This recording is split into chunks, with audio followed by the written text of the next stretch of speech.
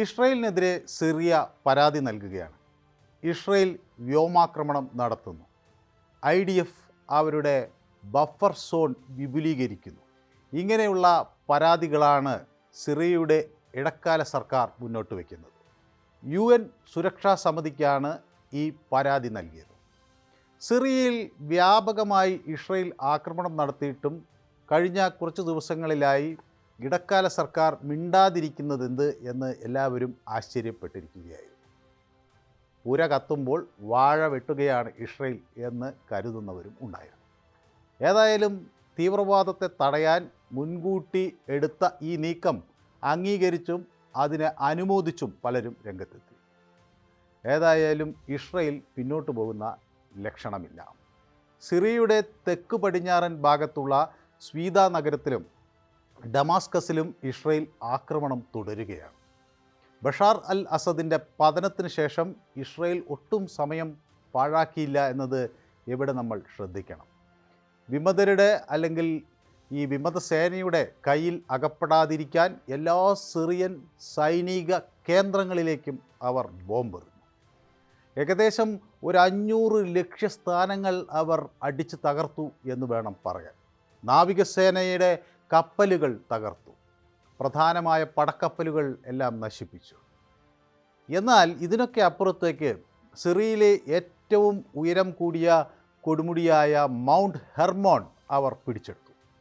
അത് ഒരു സുപ്രധാന നേട്ടമായാണ് ഇസ്രയേൽ സൈന്യം കണക്കാക്കുന്നത്. തങ്ങൾക്ക് ലഭിച്ച ശാശ്വതമായ സമ്മാനങ്ങളിൽ ഒന്ന് എന്ന് അവർ രഹസ്യം പറയുന്നു.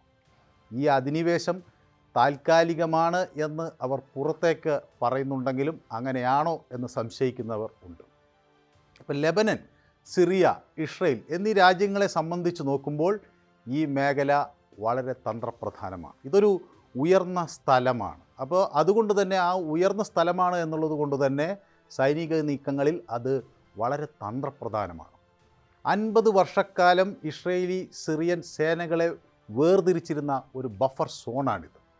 അവിടെ UN സമാധാന സേനാ അംഗങ്ങൾ പെട്രോളിംഗ് നടത്തുകയും ചെയ്തിരുന്നു. ലോകത്തിലെ അവരുടെ ഏറ്റവും ഉയർന്ന സ്ഥിരമായ ഒരു താവളം എന്ന് വേണമെങ്കിൽ അതിനെ നമുക്ക് വിളിക്കാമായിരുന്നു. ഇസ്രയേലിൻ്റെ പ്രതിരോധ മന്ത്രി ഇസ്രായേൽ കാറ്റ്സ് സൈന്യത്തിന് ഒരു ഉത്തരവ് നൽകി. സിറിയയിലെ സംഭവവികാസങ്ങൾ വളരെ സൂക്ഷ്മമായി നിരീക്ഷിക്കാനും ഈ ഹെർമോൺ പർവ്വതത്തിൻ്റെ കൊടുമുടിയുടെ നിയന്ത്രണം ഏറ്റെടുക്കാനും ആയിരുന്നു ആ നിർദ്ദേശം.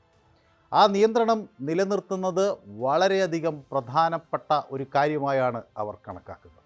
ഇസ്രായേൽ സൈന്യം ഇപ്പോൾ സിറിയയുടെ തലസ്ഥാനത്ത് നിന്ന് ഏതാണ്ട് ഒരു 25 കിലോമീറ്റർ അകലെ വരെ ആണ് എത്തിയിരിക്കുന്നത് എന്നാണ് വ്യക്തമാകുന്നത്. സൈന്യം ഡമാസ്കസിലേക്ക് മുന്നേറുകയാണ് എന്ന വാദമുണ്ടെങ്കിലും ഇസ്രായേൽ സൈനിക വക്താവ് അത് നിഷേധിക്കുന്നു.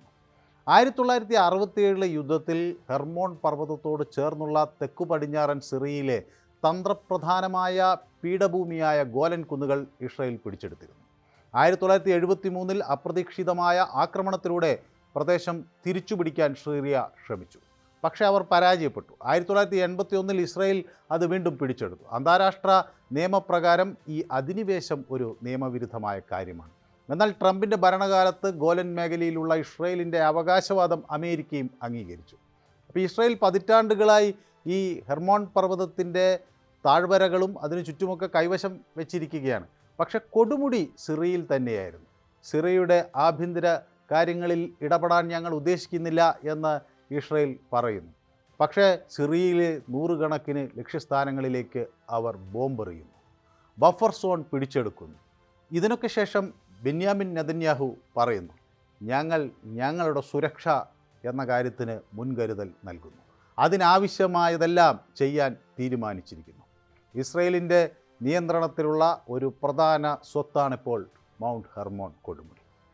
അത് 9232 അടി ഉയരമുണ്ട്. അതായത് 2814 മീറ്റർ എന്ന് വേണമെങ്കിൽ പറയാം. ഇത് സിറിയയിലെയോ ഇസ്രായേലിലെയോ ഏതൊരു സ്ഥലത്തേക്കാളും ഒരു ഉയർന്ന ഇടമാണ്. ലബ്നനിൽ ഒരുപക്ഷെ ഇതിനേക്കാൾ വലിയൊരു കൊടുമുടി ഉണ്ട്.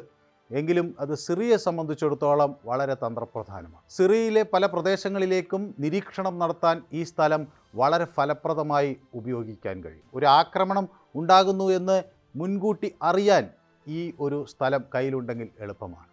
ദമാസ്കസിൽ നിന്ന് 35 കിലോമീറ്റർ അകലെയാണ് ഈ കൊടുമുടി എന്ന് വ്യക്തമായല്ലോ. അതായത് അത് സിറിയൻ താഴ്വരയുടെ ഒരു നിയന്ത്രണം ഇപ്പോൾ IDFൻ്റെ കൈകളിലാണ്. സിറിയൻ തലസ്ഥാനത്തെ പീരങ്കികളുടെ പരിധിക്കുള്ളിൽ വെച്ചിരിക്കുന്നു ഇസ്രയേൽ. ഇസ്രയേൽ പ്രധാനമന്ത്രി ഒരു കാര്യം പറഞ്ഞു: ഒക്ടോബർ 7-ന് ശേഷമുള്ള ലോകത്ത് ഇനി ഒരാൾക്ക് അതുപോലൊരു അവസരം കൊടുക്കാൻ ഞങ്ങൾ ഉദ്ദേശിക്കുന്നില്ല. കാരണം ആ കഴിഞ്ഞ ഒക്ടോബർ 7 അവരെ സംബന്ധിച്ചിടത്തോളം വളരെ സുപ്രധാനമായ ഒരു ദിനമാണ്. അന്ന് വലിയ ഒരു പാഠം ഇസ്രയേൽ പഠിച്ചു എന്നവർ പറയുന്നു. അതുകൊണ്ട് ഇനിയൊരു തീവ്രവാദ ശക്തിക്ക് സമാനമായൊരു സാഹചര്യം നൽകാൻ ഞങ്ങൾ ഉദ്ദേശിക്കുന്നില്ല എന്ന് ബെന്യാമിൻ നെതന്യാഹു വ്യക്തമാക്കുകയും ചെയ്തു. ഇസ്രയേൽ എന്തുകൊണ്ട് സിറിയയെ ആക്രമിക്കുന്നു എന്ന് അത്ഭുതപ്പെടുന്നവർക്ക് മുന്നിൽ ഒരു ഉത്തരം അതാണ്. വരാനിരിക്കുന്ന അപകടത്തെ മുൻകൂട്ടി കണ്ടുകൊണ്ടവർ പ്രതിരോധിക്കുകയാണെന്നവർ വാദിക്കുന്നു.